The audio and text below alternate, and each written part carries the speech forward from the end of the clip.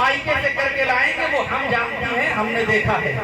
دادی نے کہا کہ ہم اپنے رشتے سے کر کے لائیں گے، ہم انتقال کر جائیں تو رشتہ ختم ہو جائے گا، ہم نیا رشتہ بنانا چاہتے ہیں، ہم پرانے رشتے کو مٹنے نہیں دینا چاہتے ہیں۔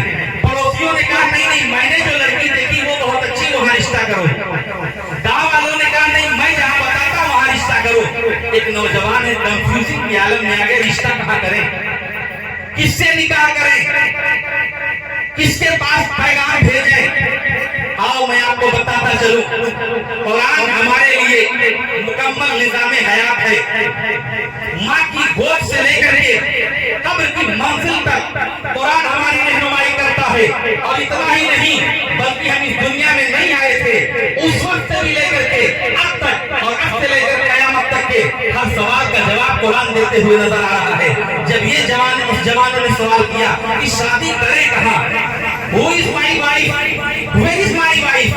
ہم کہاں جائیں، کون ہے میری بیوی، ہم کس کے پاس جائیں؟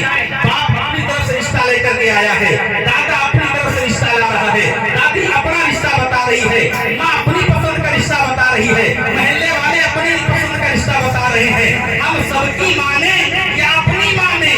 عزیزان ملت اسلامیہ، جوان پریشانیت کے عالم میں ہے، وہ کہاں جائے، کس سے پوچھے، کہاں رشتہ کرے؟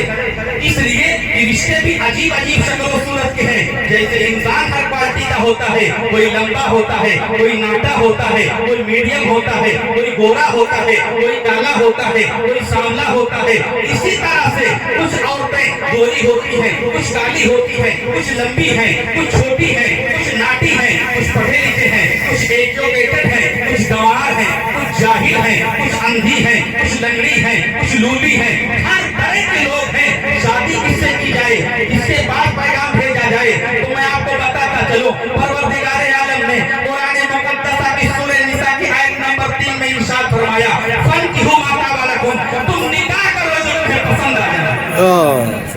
تم نکاح کرو ان عورتوں سے جو تمہیں پسند آ جائیں، تم اپنی پسند سے نکاح کرو،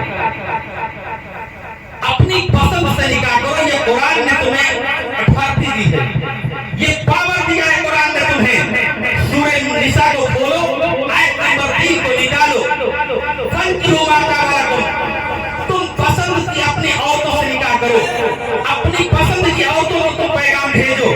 اب یہ بات سمجھ میں آ گئی، ہمیں کسی اور کو دیکھ کر کے نہیں، ہمیں کسی اور کے مشورے سے نہیں بلکہ ہم اپنی پسند سے کریں گے، اپنی چوائس کریں گے۔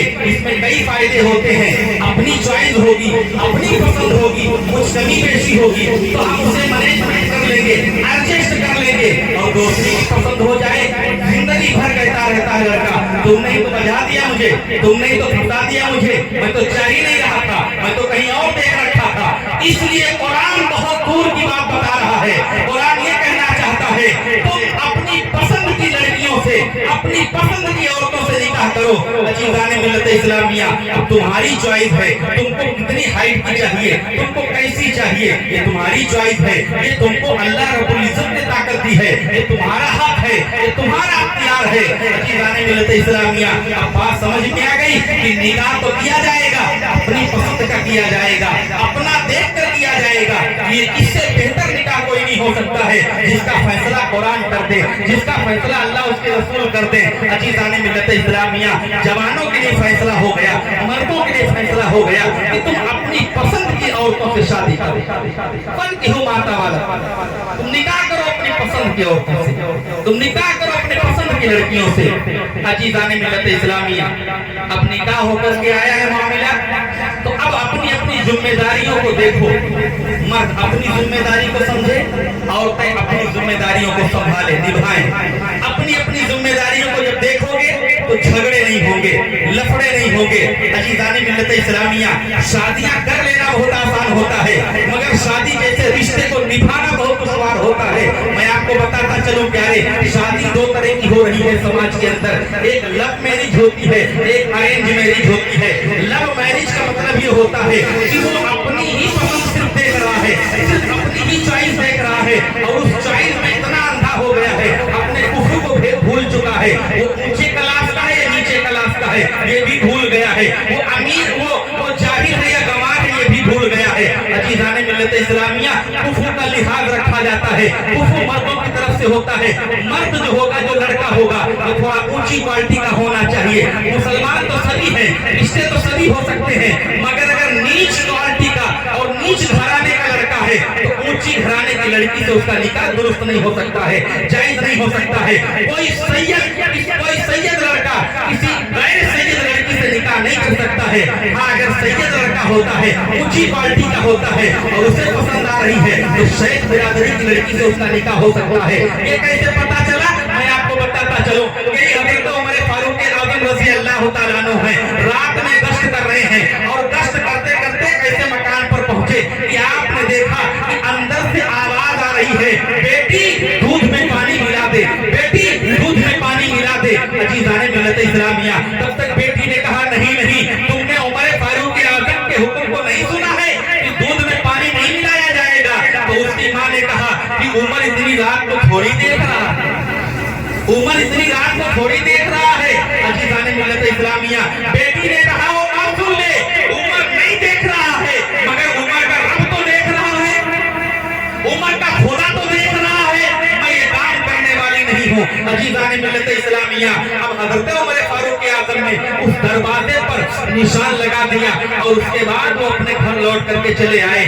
जब सुबह हुई तो आपने एक नौकर को बुलाया और कहा फला जगह चले जाओ, वहाँ पर फला नुक्कड़ पर फला मकान है, वहाँ मैंने निशान लगा दिया है, जाओ वहाँ माँ बेटी दोनों रहते हैं, उनको बुला करके लेकर के आओ।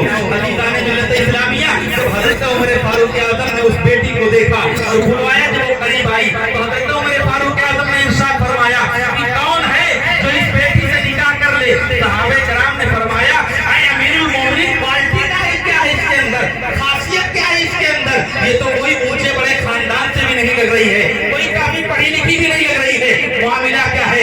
उमर फारूक आज़म ने फरमाया मामला ये है, इसके ईमान और अकीदे को देखो। मैं रात को गश्त कर रहा था, इसकी मां कहती है दूध में पानी मिला दे, मगर ये लड़की कहती है उमर फारूक आज़म का तुमने हुक्म नहीं सुना है कि दूध में पानी ना मिलाओ। तो जब मां ने कहा उमर तो देख नहीं रहा है, तो इस लड़की ने जवाब दिया था जो सुनहरे हरफों के लिखने के काबिल है। उस लड़की ने कहा है मां सुन ले, उमर तो नहीं देख रहा है मगर उसका परवरदिगार आलम जरूर देख रहा है। आई लोगों, जितना खौफ मैं इस लड़की के दिल में रब का देख रहा हूँ, किसी और के दिल में इतना खौफ उसके रब का नजर ही नहीं आ रहा। अब पता ये चला कि निकाह करो दीनदार औरतों से, निकाह करो दीनदार और पढ़ी लिखी खवातीन से, जो रब से डरने वाली हो, जो अल्लाह से डरने वाली हो, जो झूठ ना बोलती हो, जो सच बोलती हो, जो परहेजगार हो, जो कुरान की तिलावत करने वाली हो, जो नमाज़ें पढ़ने गाना पढ़ने वाली हो। इसलिए जब दीनदार लड़की घर में आएगी तो घर में रौनक आएगी और दीन आएगा, और अगर फ्रॉड करने वाली घर में आएगी तो फ्रॉड लेकर के आएगी। इसलिए कि जो जिस जगह से पढ़ करके आता है वही तालीम वो देता है, वही वो पढ़ाता रहता है, जो जिस शहर से आता है वही बोली बोलता है। अगर चंद के दिन इंसान सऊदी चला जाए अरबी बोलने लगता है, अगर कोई मुंबई चला जाए वहाँ की बोली बोलने लगता है। पता ये चला इंसान जिस समाज में रहता है उसकी आदतें उसके अंदर चली जाती हैं। अगर लड़की समाज में अच्छे रह रही है, पढ़े लिखे घराने में रहती है, कुरान की तिलावत करने वाली है, उसके यहाँ फजर से पहले दरवाजे खुल जाया करते हैं, वो कुरान की तिलावत करती है, नमाज़ें पंजगाना पढ़ती है, तो बच्ची निकाह के बाद भी कुरान ही पढ़ेगी, फजर से पहले दरवाजे खोल देगी, शौहर का हुक्म मानेगी। अब पता ये चला कि हमें दीनदार लड़की को पसंद करना है, दीनदार घरानों से शादियां करनी है। अजीज़ाने मिल्लत इस्लामिया, शादियां बहुत सोच समझ कर करना चाहिए, बहुत रिश्ते देख कर करना चाहिए।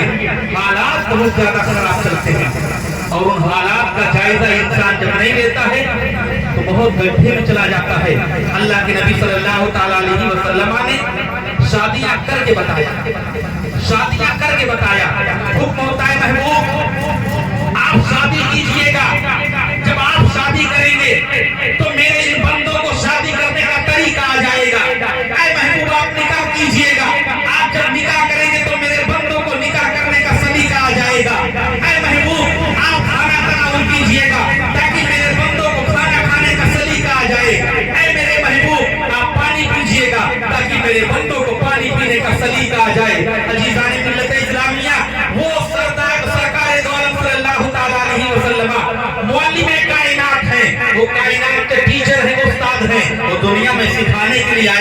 वो दुनिया में बताने के लिए आए थे। अजीज़ाने मिल्लत इस्लामिया, सरकार की सबसे चहीती बीवी है हज़रत आयशा सिद्दीक़ा रज़ी अल्लाह ताला अन्हा है, और सरकार की एक सबसे पहली और सबसे बड़ी बीवी है हज़रत खदीजा कुबरा रज़ी अल्लाह ताला अन्हा है, कि हज़रत खदीजा है वो ऐसी खातून है जिसने सरकार दो आलम सल्लल्लाहु ताला अलैहि वसल्लम को सबसे पहले ईमान की हालत में देखा है। अजीज़ाने मिल्लत इस्लामिया, इन खातून का मकाम और मर्तबा मुलाहिदा फरमाइए।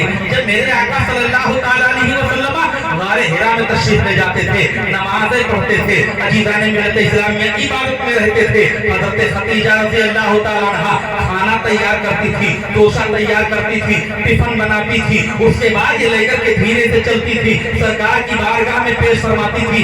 एक रोज हज़रत खदीजा सरकार की बारगाह में खाना लेकर के आ रही हैं, तब तक जिब्रील अमीन हाज़िर खिदमत हो जाते हैं, इरशाद फरमाते हैं, या रसूल अल्लाह, वो जो खातून आ रही हैं, इनके हाथ में जो डब्बा है उसमें या तो सालन है या रोटी है, वो आपके लिए लेकर के आती है। इनके इस लाने के अमल को अल्लाह रब्बुल इज्जत ने इतना पसंद फरमा लिया है कि परवरदिगार आलम हज़रत खदीजा को सलाम भेज रहा है। अजीज़ाने मिल्लत इस्लामिया, जो औरत अपने शौहर की खिदमत करती है, परवरदिगार आलम उसे सलाम भेज रहा है। हज़रत खदीजा पर सलाम भेजा जा रहा है। ये औरत इतनी ज्यादा किस्मत वाली है जो अपने शौहर की खिदमत कर रही है। अजीज़ाने मिल्लत इस्लामिया, अपने शौहरों की खिदमत करो। दुनिया में परवरदिगार आलम अगर अपने अलावा किसी और को सजदा करने का हुक्म देता तो औरतों को हुक्म होता वो शौहरों को सजदा करे, शौहरों को जवाब न दिया करो, उनसे झगड़ा न करो। मैंने बाज ऐसे दूसरों को देखा है कि वो झगड़े सुबह होते ही झगड़े अपने शौहरों से झगड़ा करती हैं, और ऐसा झगड़ा करके बोलती है, चला जा, मर जा, खत्म हो जा, तेरा मुंह देखने को नौबत ना हो, तेरा मैं मुंह ना देखूं, तेरे यहाँ जब से आई हूँ बर्बाद हो गई हूँ। तरह तरह के हीले और बहाने करती हैं, अपने शौहरों को बददुआएं करती हैं। मैं उन बदबख्त औरतों को ये पैगाम देना चाहता हूँ कि तेरा शौहर कच्चे गरीब है, तेरा शौहर कच्चे कमजोर है, बदसूरत है, मगर एक बात सुन ले, जब तक ये शौहर जिंदा है तब तक तू मलिका बनी बैठी है, तब तक तू रानी बनी बैठी है। जिस रोज ये शौहर मर जाएगा, जिस रोज इसका साया तेरे सर से उठ जाएगा, तू अभागन कहलाएगी, कोई अपने दरवाजे पे टिकने नहीं देगा, लोग तुझको भगाएंगे, लोग तुझसे घिर करेंगे, तो जेवरात पहनने को तरस जाएगी, कोई तेरे करीब नहीं आएगा। अजीज़ाने मिल्लत इस्लामिया, शौहरों को बीवियों को चाहिए अपने शौहरों की खिदमत करें, उनका अदब करें, उनकी लंबी उम्र की दुआएं करती रहें। अजीज़ाने मिल्लत इस्लामिया, हज़रत आयशा सिद्दीक़ा रज़ी अल्लाह ताला अन्हा है, सरकार दो आलम सल्लल्लाहु ताला अलैहि वसल्लम से बेपनाह मोहब्बत फरमाती हैं। एक रोज मेरे आका तशरीफ लाते हैं, जैसे ही दरवाजे पर दस्तक देने वाले थे तब तक हज़रत आयशा ने दरवाजा खोल दिया। सरकार फरमाते हैं, आयशा क्या सोई नहीं थी? या रसूल अल्लाह, नींद ही नहीं आ रही थी। आप फरमाते हैं, तुमको कैसे पता चला कि मैं आ गया हूँ? हज़रत आयशा सिद्दीक़ा रज़ी अल्लाह ताला अन्हा बयान फरमाती हैं, या रसूल अल्लाह, जब आप आ रहे हैं, आपके आने से पहले मैं आपकी खुशबू महसूस कर लेती हूँ, इसलिए मैंने दरवाजा खोल दिया। मुझे पता चल गया आप दोनों आलम के सरदार आ गए हैं, मने मुख्तार आ गए हैं, मेरे सरताज आ गए हैं, यानी कि जनाबे मोहम्मद रसूलुल्लाह तशरीफ ले आए हैं, इसलिए मैंने दरवाजा खोल दिया है। अजीज़ाने मिल्लत इस्लामिया, सरकार की एक बीवी और है जिन्हें हज़रत हफ्सा रज़ी अल्लाह ताला अन्हा कहा जाता है। इनका मामला क्या है? इनका मामला ये है कि इन्होंने एक मर्तबा रोजा रख लिया। सरकार दो आलम सल्लल्लाहु अलैहि वसल्लम की खिदमत, सरकार दो आलम सल्लल्लाहु अलैहि वसल्लम इनके हुजरे में तशरीफ लाए। इन्होंने कहा कि या रसूल अल्लाह, मैंने आज लौकी शरीफ की सब्जी बनाई, रोटियां भी तैयार की हैं, सरकार अपने हाथों से बनाया है, खाना तनाउल कर लीजिएगा। सरकार दो आलम सल्लल्लाहु अलैहि वसल्लम ने फरमाया कि हाजत तो नहीं है, मगर अगर तुम कह रही हो तो एक आदमी मैं खा ही लेता हूँ। उन्होंने कहा ठीक है, दस्तरखान लगाया, रोटियां ला करके रखती हैं, सब्जी रखती हैं। अजीज़ाने मिल्लत इस्लामिया, मेरे आका सल्लल्लाहु ताला अलैहि वसल्लम ने जैसे नवाला तोड़ा और तोड़ने के बाद उसे अपने मुंह में रखा, इतना ज्यादा नमक कि सरकार दो आलम सल्लल्लाहु अलैहि वसल्लम का चेहरा बदल गया। सरकार दो आलम सल्लल्लाहु अलैहि वसल्लम के चेहरे के आसार से पता चला कि खाने में मजा कम है। मगर जब उन्होंने पूछा या रसूल अल्लाह, क्या अच्छा नहीं बना है? आपने फरमाया अच्छा बना है, कोई शिकायत नहीं है, या फिर एक लुकमा और खा लीजिएगा। अब सरकार दो आलम सल्लल्लाहु अलैहि वसल्लम ने एक लुकमा और खा लिया। अब उसके बाद में उन्होंने कहा कि या रसूल अल्लाह, एक लुकमा और खा लीजिएगा। आपने तीसरा लुकमा भी खा लिया। इसके बाद मुस्तफा करीम पानी नोश फरमाते हैं और तशरीफ लेकर के चले जाते हैं। शाम का वक्त होता है, हज़रत हफ्सा रज़ी अल्लाह तआला अन्हा ने रोजा खोलने के टाइम किसी बचे हुए खाने को जो सरकार ने छोड़ा था उसे दस्तरखान पे रखती हैं और उसे खाने के लिए बैठ जाती हैं। जैसे ही पहला लुकमा मुंह में डाला, इतना नमक कि आपके रोंगटे खड़े हो जाते हैं, आपके बदन पर कपकपी तारी हो जाती है, आप परेशान हो जाती हैं। अल्लाह अकबर, मैंने वो नमक वाला खाना मैंने अपने सरताज को खिला दिया, अहमद मुख्तार को खिला दिया, मैंने अपने नबी को खिला दिया, मैंने अपने शोहर को खिला दिया। अरे मुस्तफा पे क्या गुजरा होगा, सरकार को पसंद नहीं आया होगा। आखिर मुस्तफा ने कहा क्यों नहीं, आखिर एतराज क्यों नहीं किया, आखिर कुछ जवाब क्यों नहीं दिया। अब सरकार दो सल्लल्लाहु अलैहि वसल्लम जब रात में तशरीफ लाए, आपने सरकार दो सल्लल्लाहु अलैहि वसल्लम के कदमों को थाम कर तारों कतार रोकी है। सरकार इरशाद फरमाते हैं, ऐ मेरी बीवी हज़रत हफ्सा, तुम रोती क्यों हो, रोने की वजह क्या है, परेशान क्यों हो। तो उन्होंने कहा, या रसूल अल्लाह, ऐ मेरे करीम आका, मैं आपसे ज्यादा मोहब्बत करने वाला किसी को नहीं देखा, मैं आपसे ज्यादा रहीम करीम किसी को नहीं देखा। ऐ मेरे मुस्तफा, जब खाने में नमक ज्यादा था तो आपने मुझे टोका क्यों नहीं, आपने मुझे डांटा क्यों नहीं, आपने मुझे फटकारा क्यों नहीं, आपने मुझे इत्तला और मुतनब्बह क्यों नहीं फरमाया।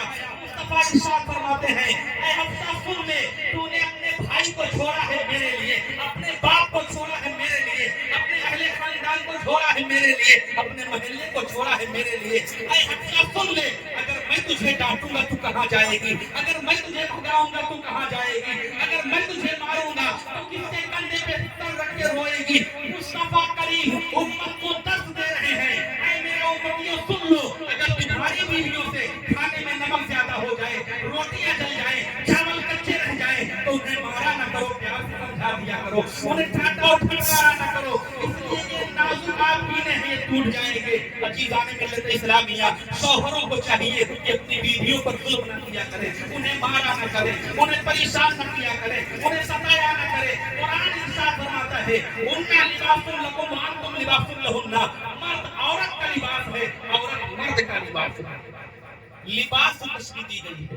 लिबास का मतलब ये होता है कि इंसान के जिस्म को तकलीफ नहीं पहुंचाता है। आप कोई ऐसी जैकेट पहनो कि आपके गले चुभे, पहनोगे या उतार के फेंकोगे, काट रहा है जब इससे हमको तकलीफ तो क्यों पहने। इसी तरह से कोई जिस्म लिबास को तकलीफ नहीं पहुंचाता है। लिबास से कुरान ने तशरीह दी है, मुशाबिह दिए, समझाया, मिसाल दिया है। लिबास का काम क्या है, ठंडी से बचाना, गर्मी से बचाना, सूरज की तपिश से बचाना, सख्तियों से बचाना, गर्द गुबार से बचाना, इज्जत देना। कपड़ा पहनेगा इंसान तो इज्जत वाला लगेगा, अच्छा पहनकर जाएगा तो और इज्जत होगी। कुरान बिला तफसील तमहीद ये इरशाद फरमाता है, हुन्ना लिबासुल लकुम व अंतुम लिबासुल लहुन्ना। मर्द औरत का लिबास है, औरत मर्द का लिबास है। मतलब ये है, औरत को चाहिए अपने शौहर की पर्दापोशी करे, कोई ऐब देखे उसे छुपा ले, कोई बुराई देखे उसे इग्नोर कर दे, और शौहर को चाहिए कि अपनी बीवी के गुनाहों को भुला दे, उसे इग्नोर कर दे, कोई गलती देखे समझा दे, समाज में उसकी बुराई ना करे, लोगों से उसकी गिबत ना करे। और बीवी को चाहिए कि अपने शौहर की गिबत ना करे, अपने शौहर की बुराई ना करे। मगर होता क्या है, ये नादान होती है, फौरन अगर कोई आ जाए तो फौरन कहने लगती बहुत काहिल है, सुनता मेरी एक भी नहीं है, बहुत बेकार आदमी है, कमाता भी कुछ भी नहीं है, एकदम बेकार है, न जाने किसके पल्ले में पड़ गई हूँ। शौहर भी वैसे ही होता है, बहुत बेकार है, खाना बनाना नहीं आता है, एकदम आलसी है, एकदम काहिल है। शौहर बीवी की बुराई कर रहा है, बीवी शौहर की बुराई कर रही है, पैदा हो जाती है, वहाँ कुरान का फरमान ठुकरा दिया जाता है। कुरान कह रहा है, हुन्ना लिबासुल लकुम व अंतुम लिबासुल लहुन्ना। मर्द औरत का लिबास है, औरत मर्द का लिबास है। लिबास हमारा हमारी बेइज्जती नहीं करता है, हमें इज्जत देता है, गर्मी से बचाता है। ऐसे ही औरत को चाहिए अपने शौहर को बचाए, शौहर को चाहिए अपनी बीवी को बचाए। अजीज़ाने मिल्लत इस्लामिया, जब दोनों का तालमेल बेहतर होता है, जब दोनों के हौसले बेहतर होते हैं, जब दोनों का रहन सहन बेहतर होता है, तो मामला जन्नत का रुख इख्तियार कर लेता है, तो मकान जन्नत बन जाता है। इसलिए दुनिया में सबसे पहला जो निकाह हुआ है वो दुनिया में नहीं हुआ है बल्कि जन्नत में हुआ है। हजरत आदम हजरत हव्वा का हुआ है, और दुनिया का सबसे पहला रिश्ता मर्द और औरत का है। मियाँ और बीवी का है। रिश्ते जब पैदा हुए, अंदाजा लगाओ, रिश्ते जब पैदा हुए, बाप बेटे का रिश्ता बाद में, सास बहू का रिश्ता बाद में, भाई बहन का रिश्ता बाद में, चचा भतीजे का रिश्ता बाद में। अंदाजा लगा लो, मिसाल देकर आगे गुजर रहा हूं। सारे रिश्ते बाद में, सबसे पहला जो रिश्ता पैदा किया गया और वो जन्नत में पैदा किया गया, वो बीवी और शौहर का रिश्ता है, जो जन्नत में अल्लाह ने पैदा किया है। ये जन्नती रिश्ता है। अजीज़ान मिल्लत इस्लामिया, हज़रत आदम अलैहिस्सलाम जब दुनिया ही में आने वाले थे, मामला ये होना चाहिए था कि दुनिया ही में निकाह होता, मगर नहीं, परवरदिगार आलम ने हज़रत आदम का और हज़रत हव्वा रज़ियल्लाहु तआला अन्हा का निकाह जन्नत में फरमा दिया और जन्नत में करा कर ये हुक्म दिया और ये बताना चाहा कि इनका रिश्ता जन्नत में हो रहा है। अगर यही रिश्ता कामयाब हो जाए तो हर घर जन्नत बन जाएगा, और यही रिश्ता खराब हो जाए तो हर घर जहन्नम बन जाएगा। अजीज़ान मिल्लत इस्लामिया, शौहर को चाहिए कि अपनी बीवियों की कदर करें और बीवियों को चाहिए कि अपने शौहरों की कदर करें। जब दोनों एक दूसरे को इज्जत देंगे तो दोनों कामयाब होंगे। एक बहुत अच्छा टोटका मैं आपको बता दूं। मैंने मुलाकात किया एक बहुत पढ़े लिखे समझदार वकील से, उनकी उम्र 50 से ऊपर थी। दोनों लोग हस्बैंड वाइफ दोनों रहते थे।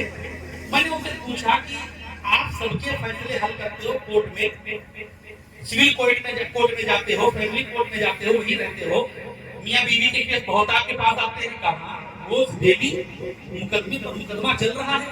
मैंने कहा यार आप कभी कभी झगड़ा आपने अपनी बीवी से लड़ाई किया कभी? कहा नहीं। हमने कहा क्यों? कोई ऐसा टोटका, कोई ऐसा नुस्खा है आपके पास जो इससे झगड़ा ना हो? कहा बहुत अच्छा नुस्खा। कहा क्या? कभी देखना मेरी बीवी आएगी, चाय आने में देर हो गई है। थोड़ी देर में उनकी बीवी धीरे धीरे चाय की प्याली लेकर के हम दोनों के सामने ला करके उन्होंने रखा। तो रखते हुए उन्होंने कहा कि सॉरी माफ कर दीजिए, देर हो गई। क्या कहा? सॉरी माफ कर दीजिए, देर हो गई चाय आने में। इतना अजीम जुमला है ये, इतना बेहतरीन वर्ड है ये कि शौहर का आया हुआ गुस्सा खत्म हो गया। मुस्कुराते हुए कहा इसको के कोई बात नहीं, नो थैंक, कोई बात नहीं है, देर हो गई कोई बात नहीं है। मगर ये चीज हमारे समाज में नहीं है, बिहार में खासकर।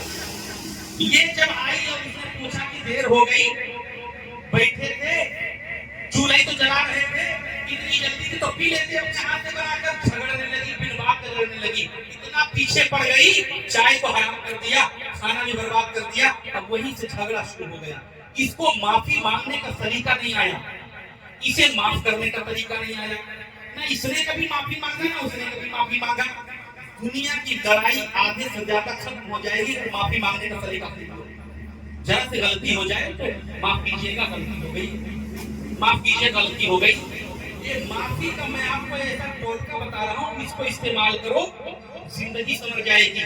भाई भाई के झगड़े खत्म हो जाएंगे, मियाँ बीवी के झगड़े खत्म हो जाएंगे, पटीदारों के झगड़े खत्म हो जाएंगे। मगर माफी मांगने के लिए कोई तैयार नहीं होता है। माफी मांगने